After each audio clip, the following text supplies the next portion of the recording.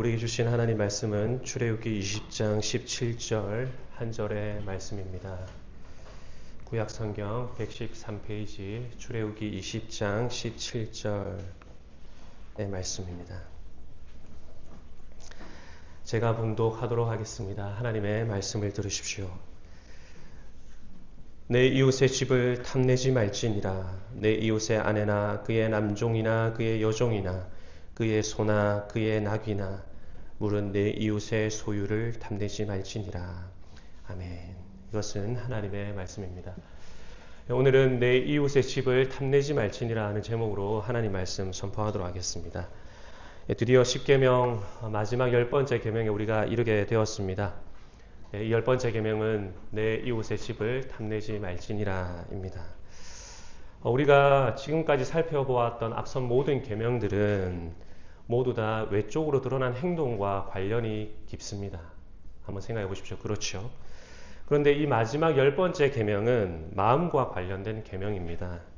우상을 만들거나 안식일을 범하거나 또 살인이나 도둑질이나 간음과 같은 것은 모두 다 겉으로 드러나는 행동이지만 또 그리고 앞에 계명들은 그것들을 금하고 있지만 탐욕, 탐심이라는 것은 우리 눈에 보이지 않죠. 마음에서 일어나기 때문입니다. 만일에 10계명이 9계명까지만 있었다 한다면은 우리는 외적 순종이 하나님께 드려야 할 전부라고 생각을 했을 것입니다. 하지만 이 10번째 계명 때문에 우리는 외적인 순종을 넘어서서 내적인 순종, 그것까지도 하나님이 요구하신다 하는 것을 알게 되죠. 하나님께서는 자기 백성들에게 온전할 것을 요구하십니다. 사람은 외모를 보지만 하나님은 마음을 보신다. 사람의 중심을 보신다 하셨죠. 예수님께서도 겉은 깨끗하게 하지만 그 안에는 탐욕과 방탕으로 가득한 바리새인과 같이 되지 말라. 그렇게 경고하셨고 또 예수님의 제자요 사도인 바울 선생께서도 눈가림만 하여 사람을 기쁘게 하는 자가 되지 말고 마음으로부터 하나님의 뜻을 행하는 자들이 되어라. 그렇게 이야기를 했습니다. 마음으로부터 하나님의 뜻을 지키고 행하는 것, 이것이 하나님이 우리에게 원하시는 삶의 모습이죠. 근데 저와 여러분은 이 자본주의 사회에서 살아가고 있습니다. 여러분 잘 아시다시피 이 자본주의 사회는 성장이라는, 끊임없는 성장이라는 전제 위에서만 지탱이 됩니다.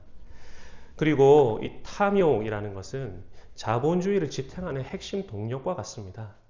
그래서 자본주의 사회의 덩치가 커지면 커질수록, 이 경제 규모가 커지면 커질수록 탐욕이 악하다는 이미지는 점점 약해집니다. 오히려 탐욕이 물질적인 풍요와 성장을 가져다 준다고 생각을 하기 때문에 탐욕, 탐심은 일종의 선처럼 여겨지기도 하죠. 자본주의 사회에서는. 탐심을 억제하려는 정책이나 개혁안들을 정부가 한번 내보십시오. 그러면은 즉각적으로 아주 극심한 반발에 부딪히게 될 것입니다. 여러분 20, 30년 전만 하더라도요. 구두쇠, 수전노, 노래인이, 짠돌이 이런 말 저도 종종 들어보고 사용을 했던 것 같은데 여러분 요즘에 이런 말 사용하십니까? 찰스 디킨즈의 크리스마스 캐럴 보면은 스크루지 아저씨 엄청 나쁘게 그리잖아요. 그리고 그가 개과천선해서 나중에 아름답게 끝이 나지만 좀 이렇게 변해야 되는 모습으로 그려지는데 그 스크루지 아저씨를 오늘날 현대인들에게 다시 평가를 해보라 한다면은 20, 30년 전에 우리가 스크루지 아저씨 나쁜 구두쇠다라고 평가했던 그 똑같은 평가가 나올까 모르겠습니다. 아마도 아주 다른 평가가 나오겠죠. 그게 어때서 이렇게 말할지도 모르겠습니다. 우리나라는 땅덩어리도 매우 좁고요. 또 인터넷도 엄청 발달이 되어 있기 때문에 타인과 나의 삶을 상대적으로 비교하고 내 삶이 어떤지 평가하기에 더할 나위 없이 좋은 환경입니다. 세상 사람들은 이 탐심을 동기 삼아 남에게 없는 저 물건이 나에게도 꼭 필요하다는 탐심을 동기 삼아서 사업도 크게 벌이고 부동산, 코인, 주식 등의 온갖 투자처에 돈을 집어넣어 가지고 벼락 부자가 되는 것만 같습니다. 이런 현실 속에서 살아가는 저와 여러분도 이 세상의 영향을 안 받을 수가 없겠죠. 돈만 된다면 범죄도 저지르고 사람도 사고 팔고 장기도 매매하고 죽고 죽이는 일을 서슴지 않는 현실을 우리가 뉴스에서 매일같이 지금 접하고 있습니다. 탐욕으로 돌아가는 세상의 이 마지막 모습은 어떻게 되겠습니까? 이러한 세상, 아주 고도로 자본주의화가 진행된 이 대한민국 사회 속에서 살아가는 우리를 향해서 오늘 선포하고 계시는 이 하나님의 말씀은 매우 큰 도전처럼 들립니다. 내 이웃의 집을 탐내지 말지니라. 무릇 내 이웃의 모든 소유를 탐내지 말지니라. 우리 예수님께서도 그러셨죠. 삼가 모든 탐심을 물리시라. 사람의 생명이 그 소유에 넉넉한 데 있지 않느니라. 그랬습니다. 여러분 어떻게 하시겠습니까? 우리의 탐심을 억제하려는 하나님의 이 말씀 앞에 여러분은 과연 어떻게 반응하시겠습니까? 현대인처럼 즉각 반발하고 나서시겠습니까? 아니면은 하나님의 말씀을 듣고 순복하시겠습니까? 죄로부터 구원받은 하나님의 언약 백성이다 하는 이 정체성을 오늘 이 아침에 분명히 하시기를 바랍니다. 그리고 오늘 이 말씀을 마음 깊이 새겨서 겉으로도 또 마음으로도 구별된 하나님의 백성으로 살아가는 복이 저와 여러분에게 임하기를 간절히 바랍니다. 오늘 말씀에서 유독 반복되는 단어가 하나가 있습니다. 우리가 한 절의 말씀을 읽었는데요. 여러분 다시 한번 읽어볼 때 어떤 단어가 반복되는지 한번 보시기를 바랍니다. 우리 17절 말씀 다 같이 한번 읽어봅니다. 시작. 내 이웃의 아내나 그의 남종이나 여종이나 그의 소나 그의 나귀나 물은 내 이웃의 소유를 탐내지 말지니라. 여기서 자주 반복되는 단어가 무엇인 것 같습니까? 이웃이라는 말이 반복이 되고 있죠. 근데 이 이웃을 받는 대명사까지 이웃으로 바꿔서 말하면은 이웃이 몇 번이나 나오는가 제가 한번 세어보니까 이 한 절 안에 이웃이라는 단어가 7번이나 반복이 되고 있습니다. 그러니까 이 계명은 단순하게 탐내면 안 된다. 그러니까 욕망을 가지지 말라 하는 이 계명이 아니라 이웃에게 있는 것을 탐내지 말라 하는 계명이죠. 다른 사람의 소유를 내 것으로 삼고자 하지 말라 하는 뜻입니다. 내 이웃에게는 있는데 나에게는 그것이 없다 하는 이유로 탐심을 갖지 말라 하는 계명이죠. 여러분 아시다시피 우리는 내 옆에 뒤에 앞에 앉아 있는 이웃과 형제 자매와 똑같은 인생을 살 수가 없습니다. 자라온 배경도 또 성장해가는 과정도 그리고 미래의 모습도 다 다릅니다. 누구는 부유한 집에서 태어나지만 누구는 가난한 집에서 태어납니다. 자기 방이나 자기 소유 책상이나 이쁜 책가방을 어려서부터 갖는 사람도 있지만 그렇지 못한 사람도 있습니다. 장난감이나 자전거 이거 어려서부터 아버지가 척척 사주는 아이도 있지만 장난감 자동차 하나 사달라고 떼쓰다가 맞는 아이도 있다 그 말이죠. 내게 있는 것이 내 이웃에게는 없을 수도 있고 이웃에게는 있는 것이 나에게는 없을 수도 있습니다.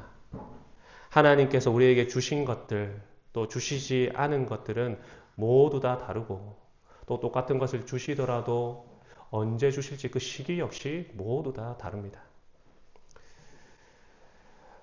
그리고 오늘 말씀에 보면은 이웃에게 있는 것들 중에 탐내지 말아야 할 목록으로 이웃의 아내, 이웃의 집, 이웃의 아내, 그의 남종, 그의 여종, 그리고 그의 소나 나귀가 기록이 되어 있습니다. 하지만 이어지는 말씀에는 무릇 내 이웃의 소유를 탐내지 말지니라 이렇게 말하고 있기 때문에 여러분 이 무릇이라는 단어 속에는 이웃의 소유라면 어떤 것이든 이런 의미가 들어있거든요. 그러니까 여기 나열된 것들만 아니라 이웃의 모든 소유를 탐내지 말라는 계명인 것이죠. 여러분 소유에는 물론 우리 손에 잡히는 유형의 소유도 있지만 우리 눈에 보이지 않는 무형의 소유도 있습니다.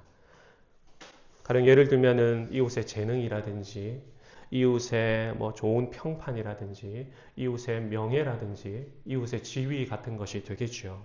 어쩌면 지위도 눈에 보인다 할 수 있을지 모르겠는데요. 어쨌든 무형의 소유든 유형의 소유든 이 모든 것이 다 이웃의 소유로 볼 수가 있겠죠. 그래서 우리는 이웃의 모든 소유, 유형의 소유든 무형의 소유든 이것을 다 탐하지 않는 것으로서 이 십계명을 지킬 수가 있습니다. 다르게 말하면은 이웃이 가지고 있는 것에 대해서 질투를 느낀다거나 이웃에게는 있는데 나에게는 없다는 이유로 불만을 갖는다거나 이웃의 소유에 대해서 지나친 애정을 갖는 것을 그침으로써 이 십계명을 지킬 수가 있게 되는 것입니다. 그런데 우리가 이 탐심에 관한 십계명을 보면서 오해하지 말아야 하는 것이 이 십계명이 탐하지 말라고 했다 해서 어떠한 욕망도 가져서는 안 된다는 말이 아닙니다. 여러분 이 욕구, 욕망하고 이 탐심을요 구분하는 것은 매우 중요한 신학적인 성찰입니다. 이 둘이 같은 것이 아니라는 것을 여러분 잘 이해를 하시는 것이 좋습니다. 우리 예수님께서도 원함이라는 게 있으셨죠. 예수님이 원하고 원하셨다 이런 말 하신 거 기억이 나십니까? 내가 너희와 함께 이 유월절 식사를 하기를 원하고 원했다. 우리 예수님도 욕망이라는 것이 있으셨습니다. 그리고 우리 예수님이 성전을 향한 열심, 성전을 향한 그 열망, 욕망이 얼마나 크신지 성전 청결을 하고 난 후에 제자들이 그 예수님의 그 모습을 보면서 성전을 향한 열심이 주님을 집어삼켰다. 이렇게 표현하기도 했습니다. 음식에 대한 욕구가 있기 때문에 우리가 생명을 유지할 수가 있습니다. 수면에 대한 욕구 때문에 우리가 피로를 풀죠. 성적인 욕망이 있기 때문에 우리가 결혼도 하고 자식도 낳게 되는 것입니다. 그리고 무엇보다 영적인 욕망이 우리 안에서 꿈틀거리기 때문에 진리를 탐구하는 것이죠. 그래서 우리는 불교처럼 금욕을 추구하지 않습니다. 무욕의 삶을 살라 그렇게 말하지 않아요. 오히려 하나님 주신 이 욕망이 진정으로 갈망해야 할 대상을 향하도록 성경이 교훈하는 것이지 욕망 없는 삶을 살라 이렇게 말하지 않습니다. 그러니까 십계명이 금하고 있는 것은 욕망 그 자체가 아니라 탐심입니다. 탐심. 이웃에게는 있는데 내게 없다는 이유로 그것을 갖고자 하는 것. 이것을 금하고 있는 것이죠. 여러분 처음에 말씀드렸듯이 탐심은 겉으로 드러난 죄가 아니죠. 우리 마음에 숨어 있습니다. 그럼에도 불구하고 하나님이 왜 이토록 한 가지의 계명으로 따로 떼어두실 만큼 금하고 계실까요? 사실은 이 탐심에서부터 사실 모든 죄가 열매를 맺기 때문입니다. 여러분 야고보서 1장 14절 이하에 보면은 오직 각 사람이 시험을 받는 것은 자기 욕심에 이끌려 미혹됨이니 욕심이 잉태한 즉 죄를 낳고 죄가 장성한 즉 사망을 낳느니라 그랬습니다. 여기 지금 욕심으로 번역된 게 사실 이 탐심과 똑같은 단어를 썼거든요. 그러니까 탐심으로부터 죄가 잉태하고 죄가 잉태해서 열매를 맺다 또 사망에 이르게 되는 것이죠. 마음으로부터 솟아나는 이 탐심의 죄를 우리가 잘 다루지 못한다면은 결국 그것이 죄를 낳게 되고 결국 우리를 사망에 빠뜨리게 되는 것입니다. 그래서 요한계시록에 보면 하나님 나라에 들어가지 못하는 자 중에 한 사람이 탐하는 자라 되어 있습니다. 탐하는 자. 여러분 기억나십니까? 다윗이 왕위에 오르고 이제 그 나라가 평안하고 든든하게 세워져 갈 그때에 그가 죄에 빠지게 되었죠. 하루는 왕궁 옥상을 거닐다가 한 여자가 목욕하는 모습을 보고서 음욕을 주체하지 못하고 그녀를 데려와서 동침하게 됩니다. 그 여인의 이름은 무엇이었을까요? 밧세바였죠. 근데 밧세바는 이 다윗의 충직한 신하였던 우리아의 아내였습니다. 다윗은 그 사실을 알고 난 후에 그럼에도 불구하고 잠자리를 가졌죠. 시간이 흐른 뒤에 그녀가 임신했다는 소식을 듣고서 다윗이 전쟁터에 있던 우리아를 급히 부릅니다. 그리고 전쟁의 수고를 치하하기라도 하는 듯이 너 집에 들어가 씻고 쉬라 이렇게 명령한 뒤에 왕이 먹는 식물들, 왕의 음식을 그를 뒤따라 내려보냅니다. 왜 우리아를 집으로 가서 샤워하고 쉬고 음식 먹으라 그랬을까요? 만일 우리아가 밧세바와 동침을 하게 되면은 밧세바 뱃속에 있던 자신의 아기가 우리아의 아기라고 속이려고 그랬겠죠. 그런데 이 충신 우리아가 집에를 가지를 않는 것입니다. 왜 우리아가 집으로 바로 가지 않았을까요? 아마도 율법 때문에 그랬을 것이라 생각이 드는데요. 율법에 보면은 설정한 자, 사정한 자는 부정해지기 때문에 곧바로 전쟁터에 나갈 수가 없습니다. 만약에 우리아가 그 밤에 집으로 내려가서 몸을 씻고 아내와 동침을 해 설정을 했다면은 그 다음날 곧장 전쟁터로 나가지 못했겠죠. 자기의 그 전우들은 다 전쟁터에서 생명을 걸고 싸우고 있는 그 상황 속에서 자신만 좋은 음식 먹고 아내를 품에 안을 수 없다고 생각을 했는지 이 우리아가 왕궁 문에서 야영을 하고 있었습니다. 그러자 그 모습을 본 다윗이 답답했는지 또 불러가지고 뭐라고 하고 내려가도록 만듭니다. 그럼에도 불구하고 하나님의 언약궤가 지금 전장터에 유신하고 있는데 야영하고 있는데 어떻게 내가 내려가겠습니까? 하면서 또 그 자리에서 야영을 하죠. 그러자 이제 다윗이 우리아가 제 뜻대로 되질 않으니까 우리아를 죽여야 하겠다 이렇게 생각하고서 요압에게 편지를 썼습니다. 이 우리아를 가장 치열한 전장으로 보내어서 죽게 만들어라. 그리고 이 편지를 우리아의 손에 직접 들려서 보냅니다. 한번 생각해 보십시오. 지금 우리아를 죽이려는 살인 계획이 적혀 있는 이 편지를 죽게 될 충신 우리아의 손에다가 들려 보내는 거, 이거 우리아를 지금 속이고 있는 거 아닙니까? 결국 우리아는 이 다윗의 뜻대로 전장에서 죽지요. 죽은 뒤에 요압이 사자를 보내어가지고 우리아가 죽었습니다. 왕이시여. 이렇게 소식을 전하자 뻔뻔하게 다윗이 요압에게 이렇게 말합니다. 너는 이 일로 걱정하지 마라. 칼은 이 사람이나 저 사람이나 가리지 않고 죽이지 않더냐. 전쟁터에서 사람 많이 죽지 않느냐. 그러니까 전혀 걱정하지 마라. 이렇게 이야기를 했죠. 자기가 모사를 했으면서 자기 때문에 죽은 것이라 이렇게 말하기보다는 전쟁터에서는 사람 가리지 않고 많이 죽는다는 이 말로 자기의 범죄를 합리화하고 있습니다. 처음에는 음욕을 품고 이웃의 아내를 탐하는 마음을 가져서 10계명을 어기더니 그리고 그녀와 동침함으로 7계명을 어깁니다. 그리고 우리아를 속여서 집으로 보내려 하고 또 우리아를 죽이려는 편지를 그의 손에 들게 하여서 보냄으로 이웃을 속이는 9계명도 범합니다. 그리고 그를 죽임으로써 살인하지 말라는 6계명도 범하죠. 마침내 우리아가 죽자 밧세바를 자기 아내로 취하였으니까 도둑질하지 말지니라는 8계명도 어겼습니다. 그리고 이 모든 것은 이스라엘 백성의 아버지로서 왕으로서 하나님이 주신 권위를 제대로 사용하지 않고 아주 악하게 사용한 것이기 때문에 이것은 또한 5계명을 어긴 것과도 진배 없습니다. 게다가 그가 이런 범죄를 저지른 때가 언제인가 성경을 보면은 다윗이 법궤를 예루살렘으로 옮긴 후였습니다. 이 법궤를 예루살렘으로 옮긴 이후에 그가 한 일이 무엇이었느냐 하면은 예배에 필요한 직분도 다 개혁하고 새롭게 하고 성가대도 조직하고 예배 전반을 개혁한 후였습니다.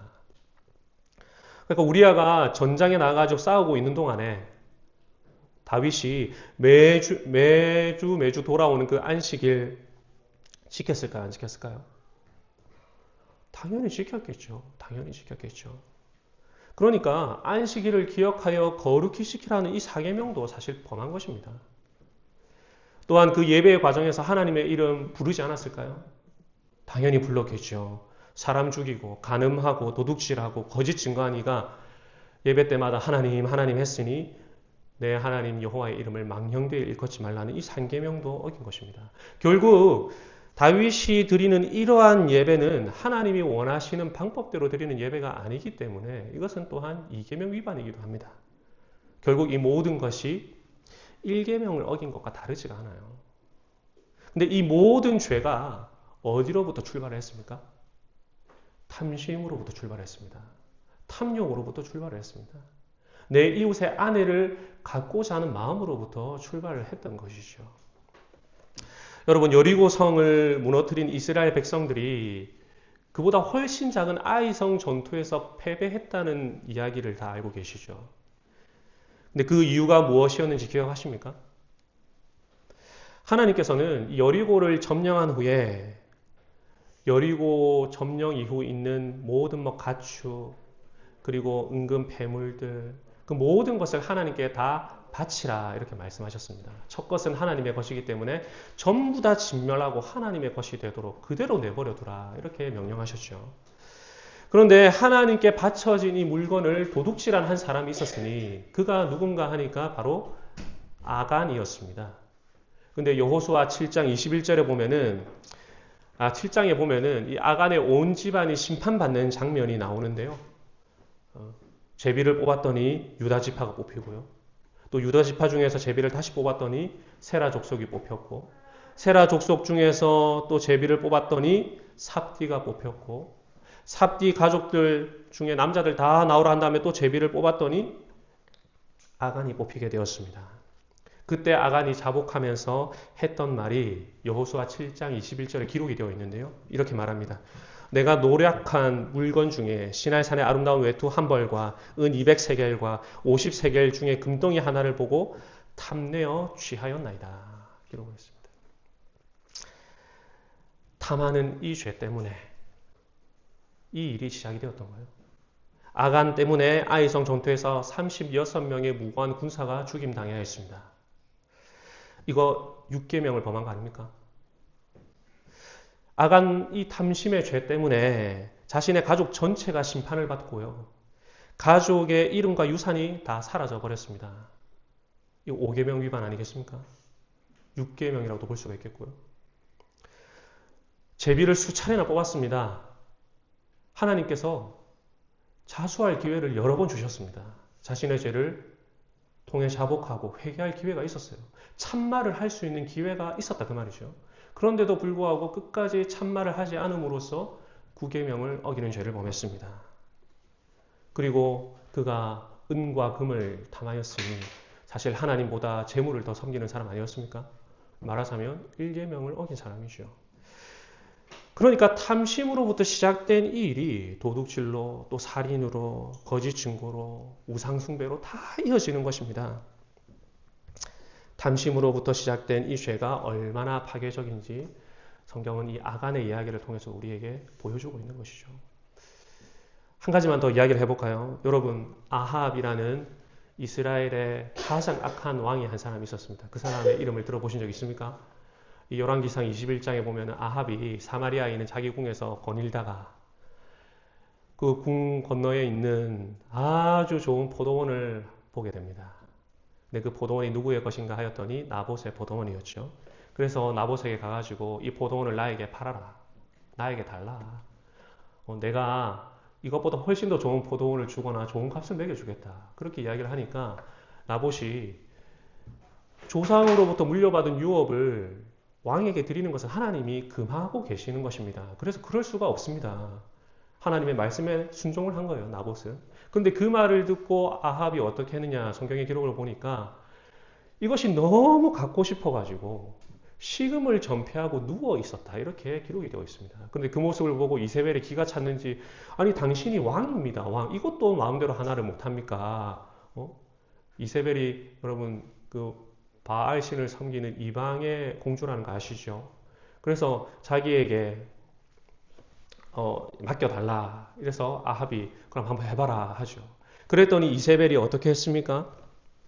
이세벨이 꾀를 내어가지고 아합의 이름으로 편지를 쓰고 도장을 찍어가지고 나봇과 함께 살고 있는 장로들과 귀인들에게 편지를 보냅니다. 그리고 그 편지 안에 내용이 무엇이었느냐 하니까 장로와 귀인들아, 너희들은 불량배 2사람을 거짓 증인으로 세워가지고 나봇이 하나님과 왕을 저주했다고 말하게 함으로 돌로 나봇을 쳐 죽이라. 그렇게 분부를 내렸어요. 근데 기가 막힌 것은 이 나봇과 함께 사는 장로와 귀인들이 그 분부를 또 따랐다는 것입니다. 그래가지고 나봇을 높은 곳에 세우고 하나님과 왕을 저주했다 함으로 나봇을 돌로 쳐 죽이고, 그리고 나봇의 포도원은 아합의 것이 되게 되었죠.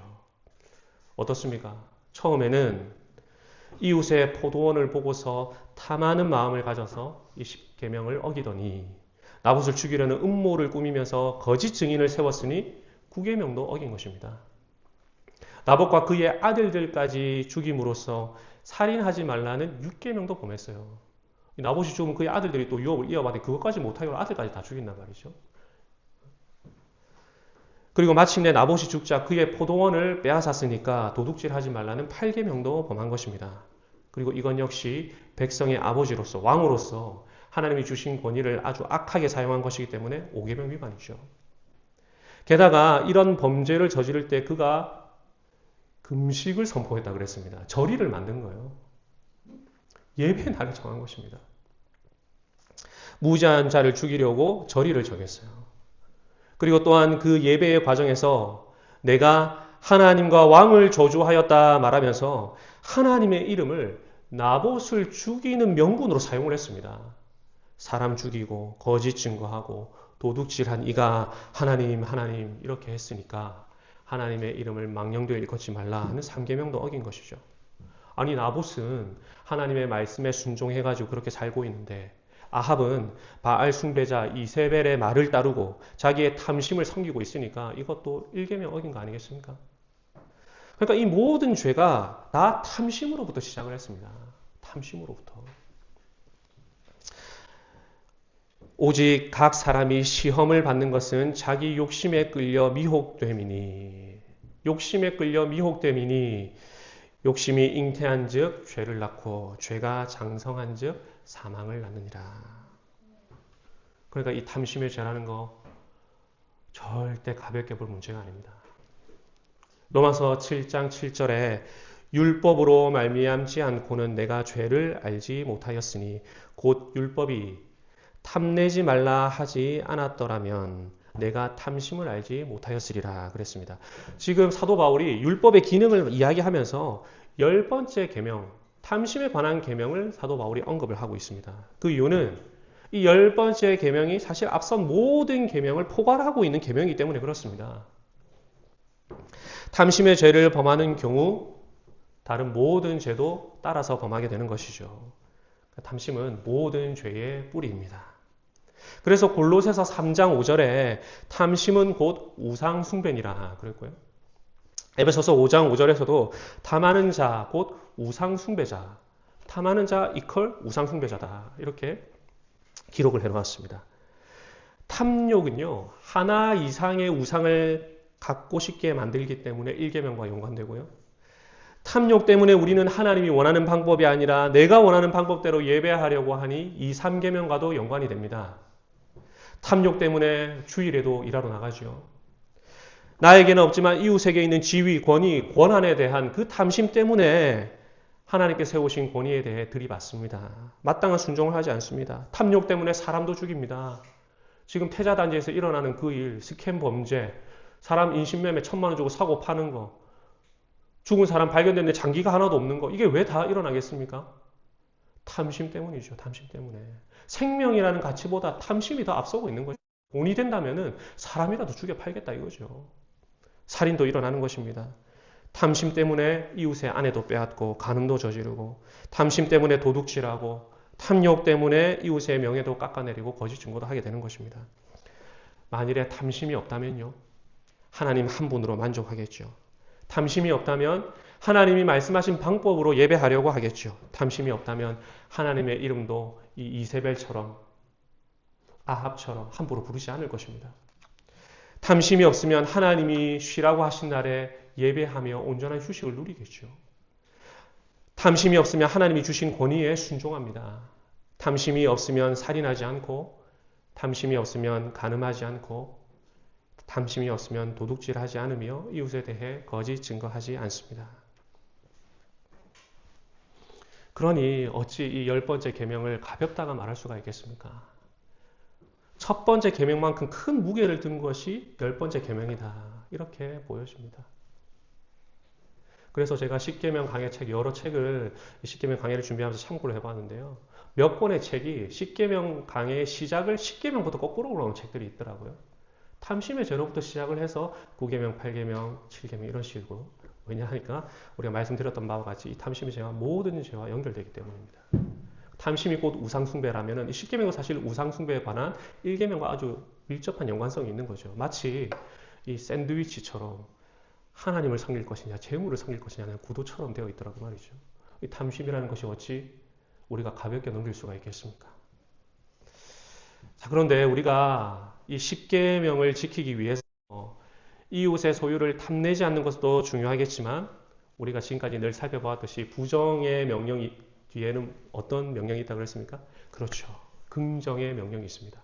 자, 그렇다면은 이 10계명을 잘 지키기 위한 긍정의 방법은 무엇일까요? 이 탐내지 말라는 명령 속에 담겨 있는 긍정 명령은 무엇이겠습니까? 두 가지를 이야기해 볼 수가 있겠는데, 한 가지는 자족하라가 될 것이고요. 또 한 가지는 이웃의 소유를 증진시켜줘라가 되겠죠. 탐하는 것은 이웃의 소유를 빼앗고자 하는 것인데, 그 반대가 무엇이냐니까 이웃의 소유를 잘 보존하고 부욕해 하고 증진시켜주는 것이 될 것입니다.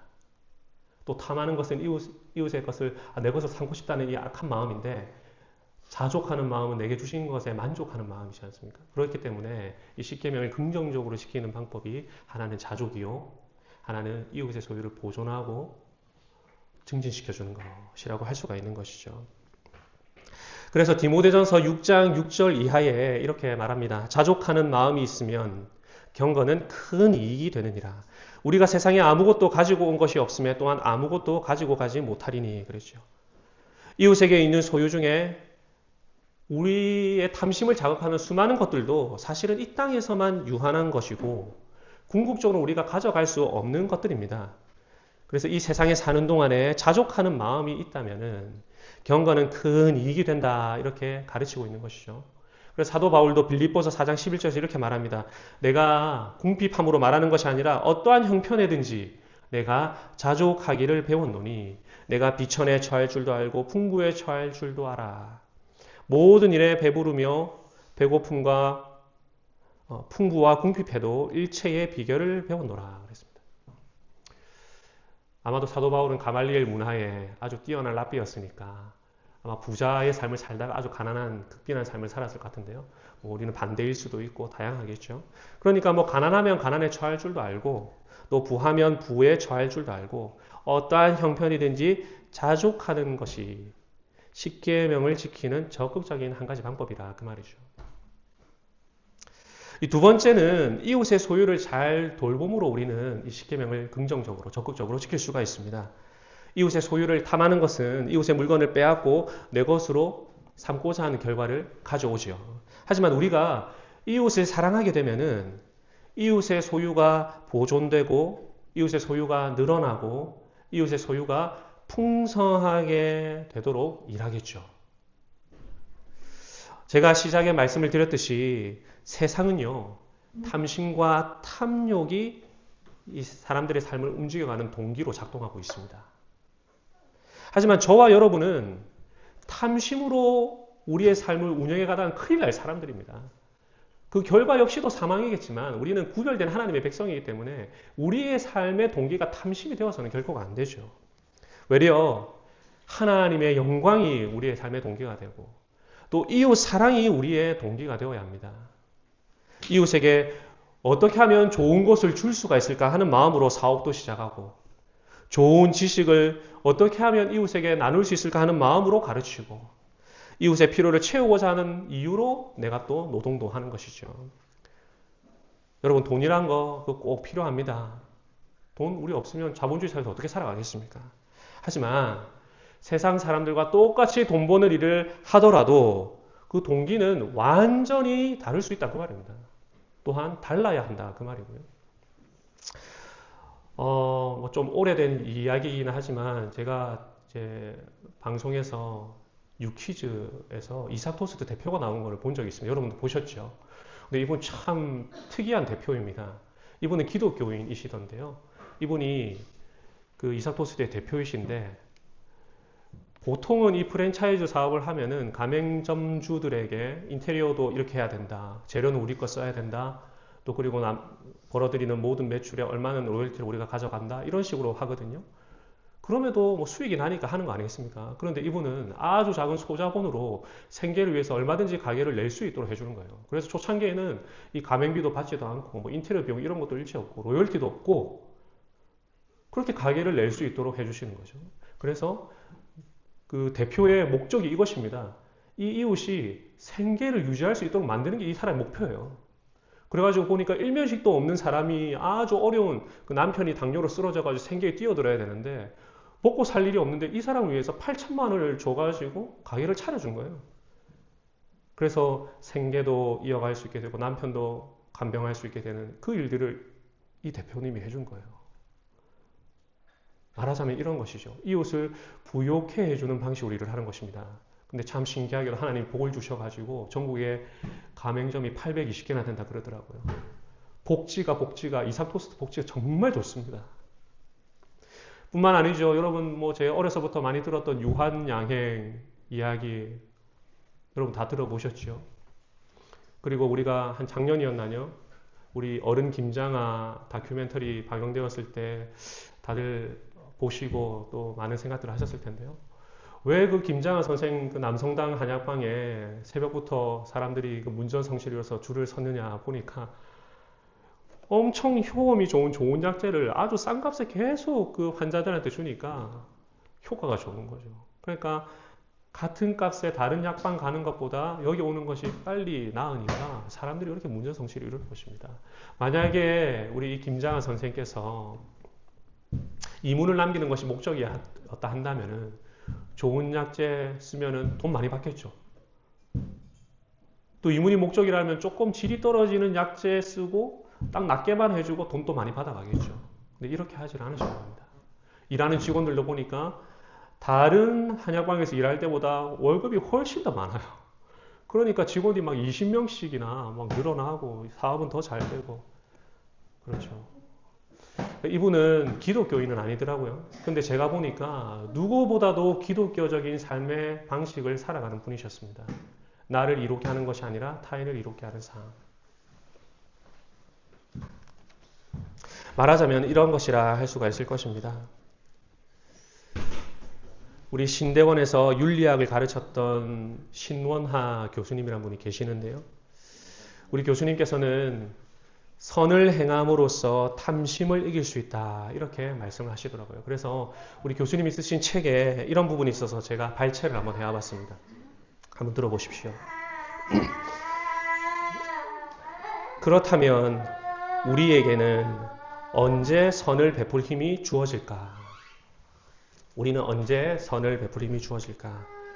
선을 행함으로 탐심을 이길 수 있는데 언제 선을 베풀 힘이 주어질까? 물론 사람마다 다르겠지만 그것은 자신이 나눌 수 있다고 생각하는 시점보다 한 단계 더 이른 시점부터다. 그리고 이것이 탐욕에 적극적으로 대처하는 방법이다. 그리스도인들은 손에 자그마한 것이라도 있으면 바로 떼어내야 하는 사람들이다.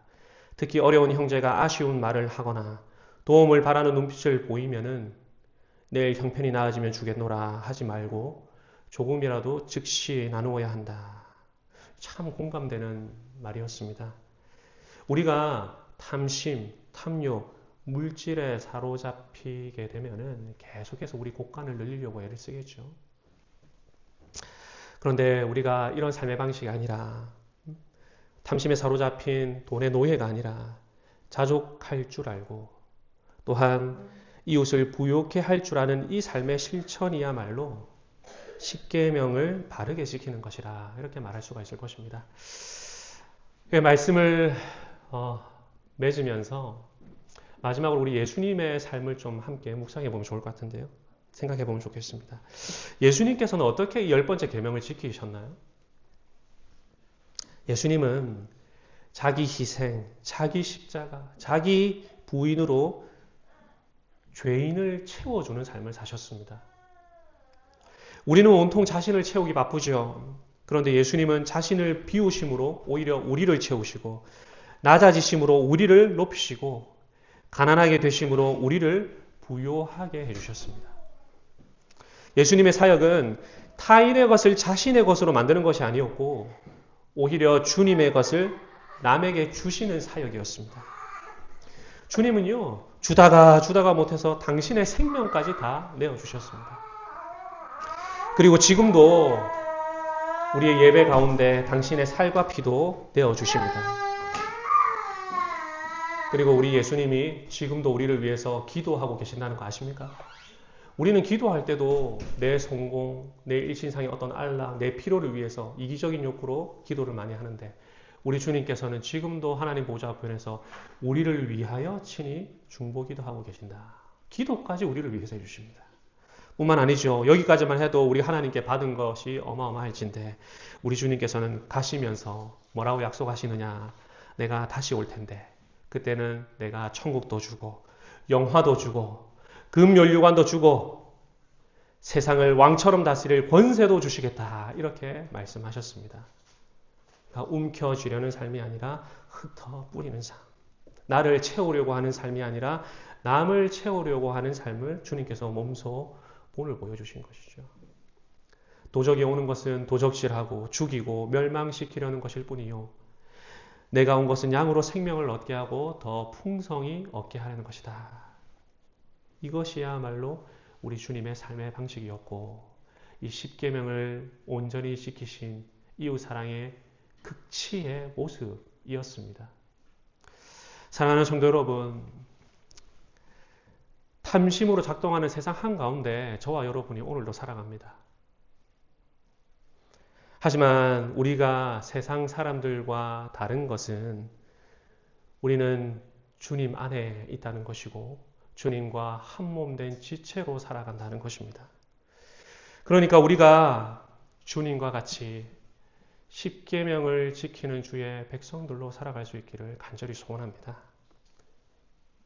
어제까지는 탐욕에 탐심에 눈이 멀어서 어떻게 하면 이웃의 것을 내 것으로 만들 수 있을까? 그런 삶을 살았다면 사업을 하더라도 어떻게 하면 이웃을 부유하게 할까 하는 마음으로 사업하고 가르치고 일하더라도 어떻게 이웃을 유익하게 할까 하는 마음으로 일하시는 저와 여러분이 될 수 있기를 바랍니다.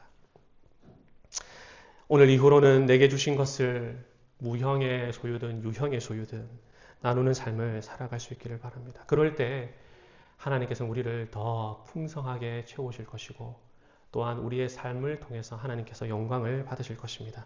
흩어 구제하여도 더 부욕해 되는 역사를 우리 가정과 우리 교회 가운데 행하실 것입니다. 이런 은혜가 저와 여러분 가운데 풍성하기를 성부와 성자와 성령의 이름으로 간절히 축원합니다. 아멘.